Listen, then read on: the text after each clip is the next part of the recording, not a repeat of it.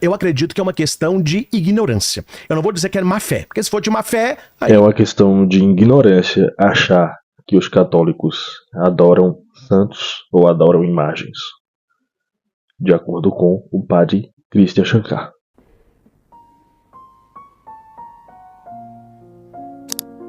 Pessoal, recentemente eu trouxe um vídeo aqui do 38 e do Rasta falando sobre a questão dos santos, e o argumento do Rasta foi muito claro, e para mim é uma questão de inteligência entender a questão dos santos em relação à Igreja Católica. E aí, encontrei esse vídeo do padre Christian Shankar, que corrobora o argumento que eu estava a falar no outro vídeo. E aí você vai entender nessa primeira parte do vídeo, muito interessante, que ele aborda no sentido das imagens para um contexto bíblico, contexto da época, que muitos pessoas que pegam a Bíblia de maneira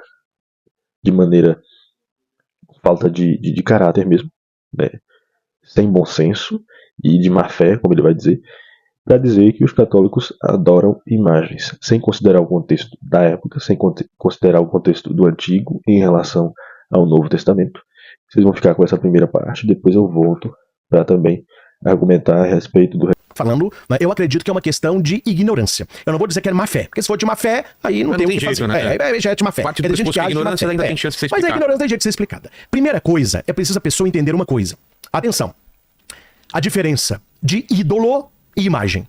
Quando você pega o texto que eles citam muito, Êxodo ou Deuteronômio, não fará para ti imagem de nada, escultura de nada. É preciso entender o contexto do texto. Esse livro aqui, ó, ele é usado por Deus, mas ele é usado por quem? Pelo demônio. Quando o diabo tenta Jesus, ele cita o quê? Bíblia. Então não adianta você ficar usando Bíblia diabolicamente. O que é a palavra diabolicamente? Vem do grego diabalém. Dia é dividir, balém é lançar. Então aquele que lança para dividir. Há muitas pessoas que citam a Bíblia. Tem muita gente boa intencionada, mas tem gente que cita a Bíblia para dividir. Ela não está interessada em aprender, ela quer agredir. Então qual é o contexto deste texto que não pode fazer imagem? É o povo escravo no Egito, e o Egito ele era politeísta, tinha Deus para tudo. Por isso que o povo ficou andando 40 anos no deserto, sendo que aquele caminho podia ter durado um ano e meio. Por que eles ficaram 40 anos ali? Se você ler Bíblia, você vai saber. Deus estava gerando um novo povo, porque em 40 anos muita gente morreu e muita gente nasceu, e essa geração nova entraria na terra prometida que Deus tinha prometido. Por isso Deus dá promessa, terra prometida. E qual era o ídolo que a Bíblia proíbe fazer? Os ídolos do Egito, porque as pessoas cresceram ali. Então tirar o povo do Egito foi fácil, mas tirar o Egito do povo demorou 40 anos. E por que quando Moisés ele sobe para pegar as tábuas da lei, as pessoas fizeram um bezerro de ouro? Porque as pessoas elas querem tocar. O ser humano é assim. A gente não é uma coisa negativa, mas o ser humano ele é muito da materialidade, não é? Igual você ama alguém, o que você dá? Uma rosa. A rosa não é amor, mas a pessoa ela quer a rosa. É um símbolo, né? Você dá um chocolate de forma de coração. O ser humano gosta de materialidade. Então eles fizeram o bezerro de ouro.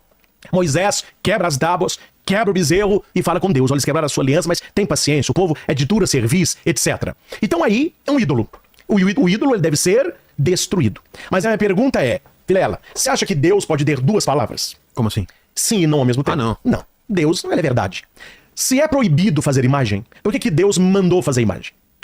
Então. Mas quando que Deus mandou fazer imagem, padre? Eu vou citar 2 textos apenas. No deserto, né? Querubins no templo de Salomão, e antes disso, a serpente no deserto, com uma imagem de bronze. Falou, faça uma imagem de bronze, quem for picado, olhe para a imagem, será curado. Quando vai fazer a arca da aliança de Josué, Deus vai dizer, faça 2 querubins com as asas pro meio, eu vou aparecer no meio dele. A imagem é um ídolo. O ídolo, ele deve ser destruído. O ídolo é um substituto ou alguma coisa? É alguém que se coloca no lugar de Deus. Se você quer defender sua fé contra argumentos protestantes, esse e-book que vai estar aqui vai te ajudar. Vou deixar na descrição do vídeo, você pode adquirir clicando no e-book, no link abaixo, na descrição do vídeo, para adquirir o e-book. E agora eu vou continuar com o vídeo, né? E o padre Christian Shankar vai fechar esse vídeo falando sobre a questão da relação que os santos, né, a ideia dos santos, no Novo Testamento. Por que isso é válido? Qual é o sentido disso? Nada pode ser colocado no lugar de Deus, porque se torna um ídolo. Quando não é um ídolo, Deus mesmo mandou fazer. Agora que vem, Vilela, me entenda bem. Onde que eu pego aí que está a maldade? Porque aí pode ser uma maldade. Quando a pessoa ela pega um texto do Antigo Testamento, que fala sobre os deuses do Egito, ou da Babilônia, daqueles povos pagãos, e eles jogam isso para o cristianismo, para as imagens dos santos. Sendo que uma coisa não está falando o texto não fala de santo. Ele está falando dos ídolos do Egito. Quando você estuda a história da igreja, nós vemos por exemplo, antes de entrar na história da igreja, que no cântico de Jesus de Efésios vai dizer que Jesus é a imagem do Deus invisível. Cuidado com isso. Porque você não pode ter imagem. Como que Jesus se tornou a face de Deus? Ele é a imagem de Deus. Quando eles perguntam, Jesus, mostra-nos o Pai. Ele vai dizer, ó, quem me vê, vê o Pai. O que Jesus é? A Bíblia diz, ele é a imagem do Pai. O que a igreja é? A imagem de Cristo, um sacramento, um sinal sensível, né? Os 7 sacramentos da igreja, né? A Eucaristia, tirando a Eucaristia, que é a presença real, os outros são imagens daquilo que a gente faz. Exemplo, a gente batiza a criança na água. A criança se torna filha de Deus. A água é um símbolo do Espírito Santo, mas a água não é o Espírito Santo. Você passa o óleo imprime caráter. Espírito Santo, catecúmeno, crisma, unção, mas eu não posso falar que aquele óleo é o Espírito Santo. Ele é um símbolo do Espírito Santo. A aliança conjugal que o marido e a mulher usam no dedo é uma imagem. Imagem de quê? Do amor conjugal. A aliança não é. Né? O padre Christian Shankar vai falar dessa questão dos santos no Novo Testamento. E além disso, eu vou deixar para você aqui no link abaixo uma homilia do Padre Paulo que ele fala sobre a questão de ser mártir, né? Ou idólatra. Então nessa busca por Deus, nessa busca pela verdade, ou a gente sai mártir, ou a gente sai idólatra. Isso é bem... O Padre Paulo sempre falou muito bem sobre isso. Ou você é um mártir, ou você acaba fazendo idolatria de si mesmo, até mesmo da sua busca por Deus. Pode se tornar uma idolatria.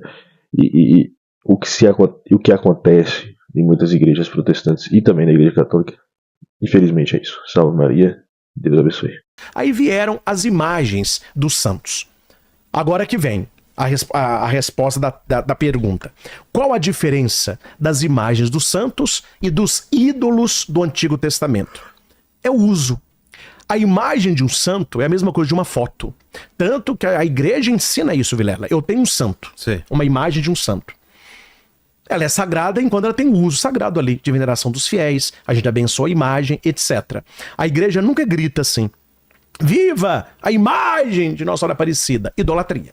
É uma idolatria, que você está cultuando a imagem. Quando você fala, viva Nossa Senhora Aparecida, viva São Pedro, é o santo, o herói da fé. Aquela imagem é uma representação como uma foto.